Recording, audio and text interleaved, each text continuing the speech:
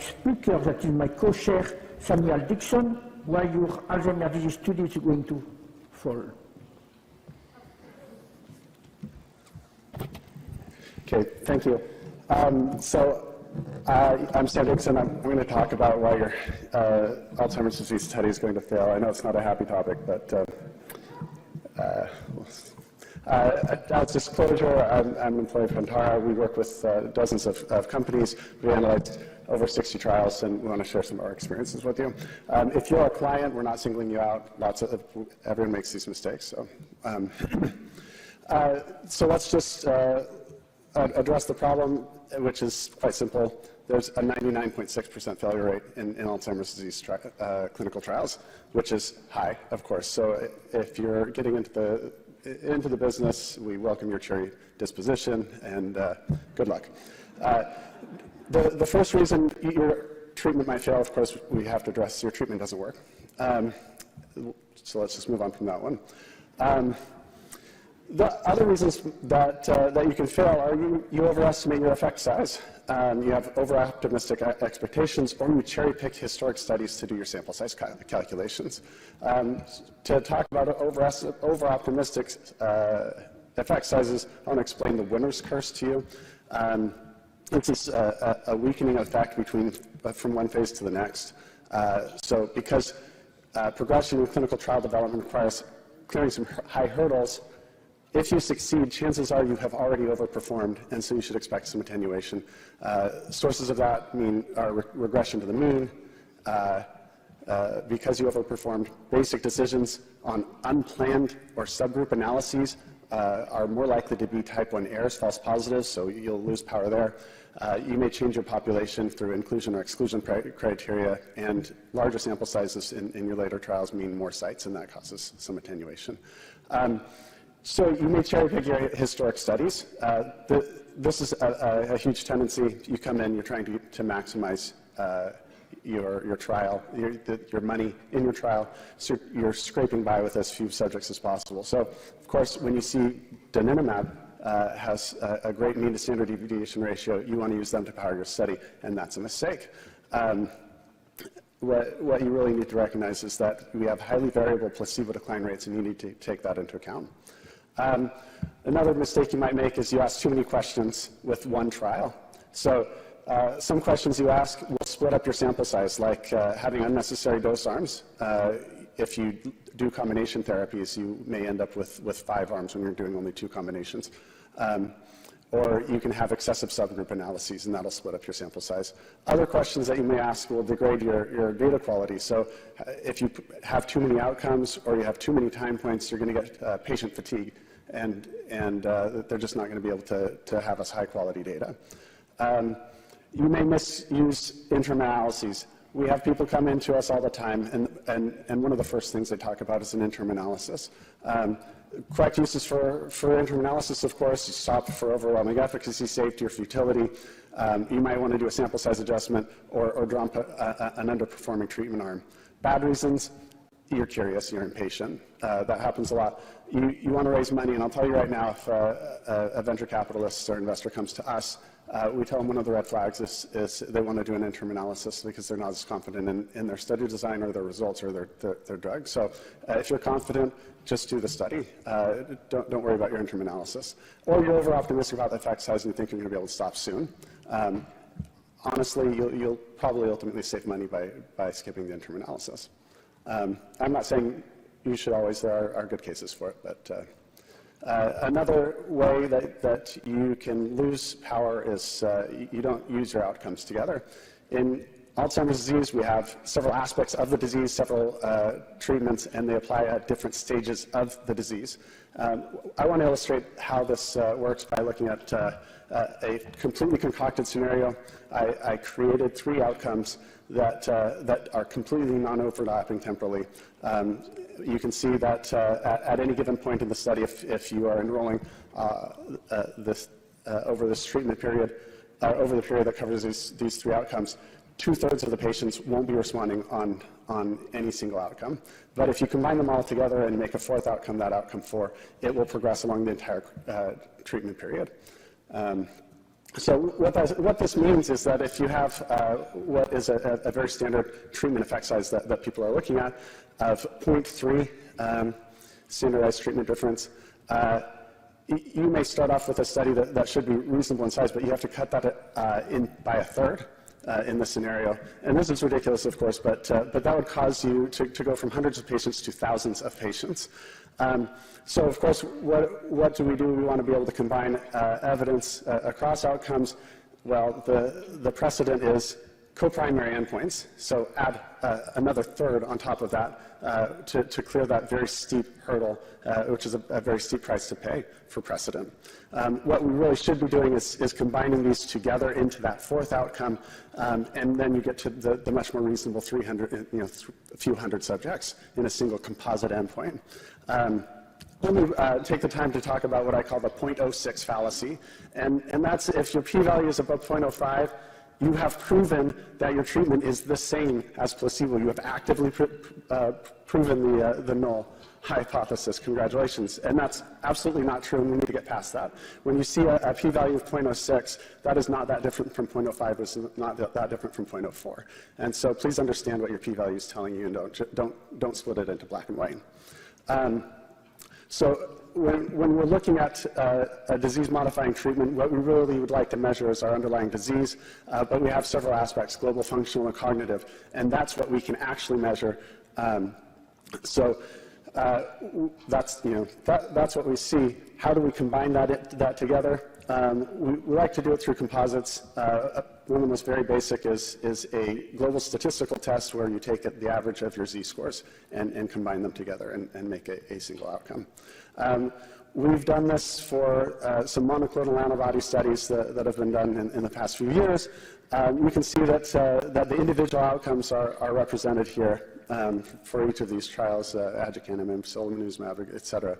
And they are kind of all over the place, but tending to lean left, which favors treatment. When you combine them for each study, you can see a much cleaner picture. And actually, what you're seeing is that there are very positive results amid this amyloid hypothesis-dependent group. Another mistake people make is you fail to target the correct population. You're unnecessarily restrictive or you're unnecessarily general. The restrictive is, for instance, there's a huge trend right now to only look at amyloid-positive groups. Well, if you're not targeting amyloid or a related mechanism, this can be a mistake. In the simulation that we ran, we found that the amyloid-negative groups actually might respond better to your treatment if you're not targeting amyloid. On the flip side, if you are targeting amyloid like solanezumab, their Expedition 3 was only in amyloid-positive subjects, and they got the placebo decline that they were looking for.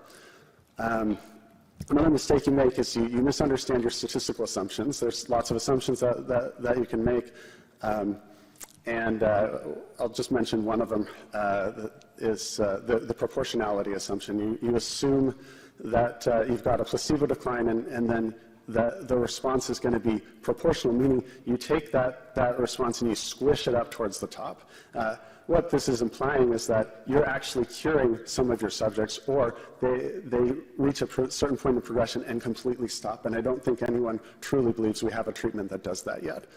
So please understand what your assumptions are telling you. Now, I want to say a quick thing about responder analyses. A lot of people view responder analyses in a certain way. They think that someone comes up and, like Moses, and just parts the responders to one side and the non-responders to the other side, and this simply does not happen.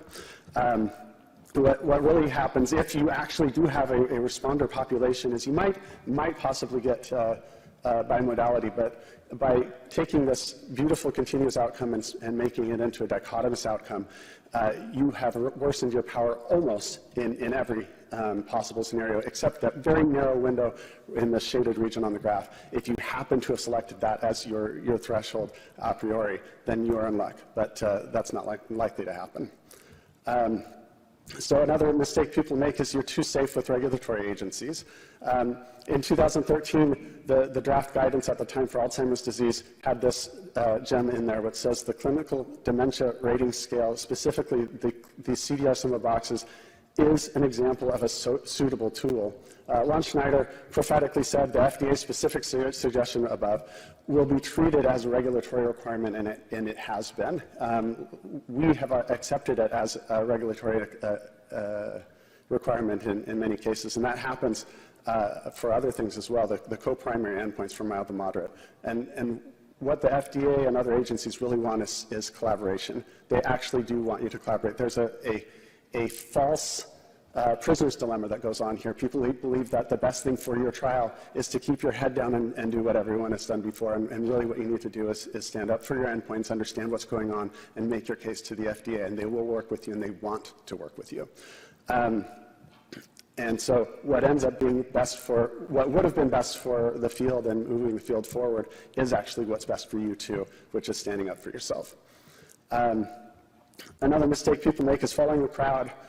So if you've got a disease modification treatment, you run a disease modification study that is longer and starts earlier. If it's symptomatic, start later and run shorter.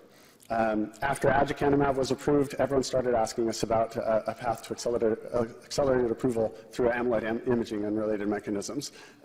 If that's what you're targeting, yes, you should do that. If that's not what you're targeting, it might be a waste of time.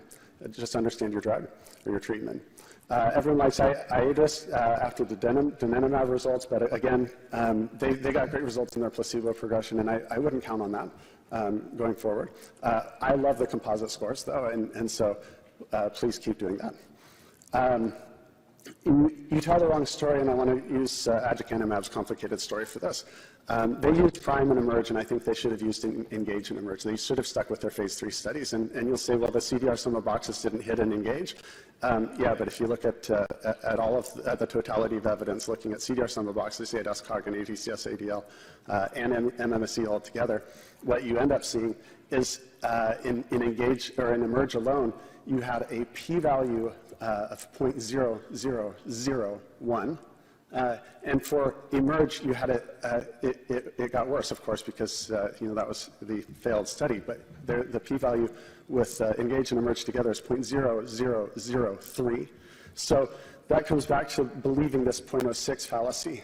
That many people said, oh yeah, the ENGAGE results somehow canceled out the eMERGE results because it was a failed study if you're looking just at CDR sum of boxes. But if you're looking at the totality of the evidence, it's 1 out of 10,000 versus 3 out of 10,000 if you're looking at eMERGE and ENGAGE and eMERGE together.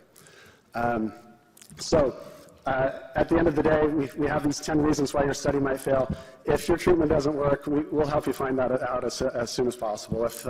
If it does work, you can put together a pretty good case. But what ends up happening as you're designing your studies, you make make some good decisions, you make some bad decisions. A study that started off being 80 to 90% power actually turns out to be 40 to 50% power or lower, and you end up suffering a death by 1,000 paper cuts. So there's hope, but be careful as you design your studies. Thank you for your time.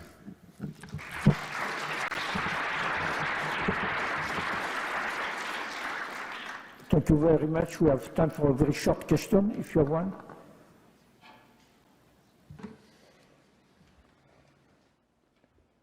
And the next speaker will be Michaela Gallagher on the HOPE for MCI trial. Great talk, Sam. Hard act to follow. Thank you very much. I'm replacing Sharon Rosenzweig-Lipson, who had a family emergency and had to leave home. Bear with me. I'm going to talk about HOPE for MCI, which is the first trial targeting reduction of hippocampal overactivity to treat mild cognitive impairment due to Alzheimer's disease. And the drug that we are using, AGB-101, is a very low dose and formulated to be a once-a-day pill, achieving therapeutic efficacy at a low therapeutic range, low dose range. The HOPE for MCI stands for Hope Hippocampal Overactivity Prevention in the Elderly.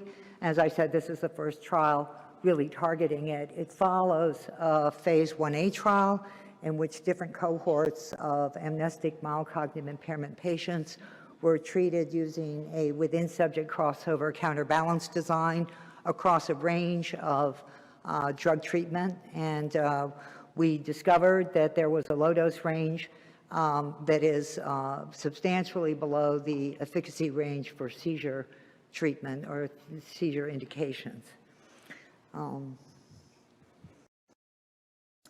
These are disclosures for the team at Aging Bio that is running this trial. The team of Richard Mose and Russ Barton are well known in the field, having run many phase 3 trials, and Sharon Rosenzweig-Lipson has also contributed substantially. I'm the co-founder of the company. Okay, so hippocampal overactivity has been demonstrated in many to emerge, even in clinically normal, aged individuals, and is especially pronounced in the phase of amnestic MCI, and in particular when MCI is associated with positive amyloid PET scans. Although it was once thought that this overactivity might be contributing to better memory because the brain needed to compensate for some sort of failing system, that's patently incorrect. The hippocampus needs to do very specific encoding to accomplish episodic memory accurately, and overactivity messes that up, so it's not a good thing to have. And there's also considerable evidence that neural activity drives the pathology in Alzheimer's disease, both the production and deposition of amyloid and the propagation of tau along connectional pathways. So, So our approach has been to target hippocampal overactivity, and we've done this very successfully in a phase 2A trial. This slide just schematically shows the green line, 2, is hippocampal overactivity, which is elevated, as I said, in aging. It's actually elevated in memory impairment in other species, including rhesus monkeys that are old and have memory impairments. They have higher firing rates in the same populations of neurons that become even more elevated during the course of Alzheimer's disease. And then this is a illustration from the group at Mass General showing that within MCI, amyloid positive patients, so this is called MCI due to AD because you're using the amyloid biomarker to show increased risk for progression, and that those patients show, when they're followed longitudinally, much more pronounced deterioration measured on the CDR sum of boxes. And there's also a lot of other clinical research now tying this condition of hippocampal overactivity to not only the pathology or accumulation of amyloid in the brain, but also the spread of tau.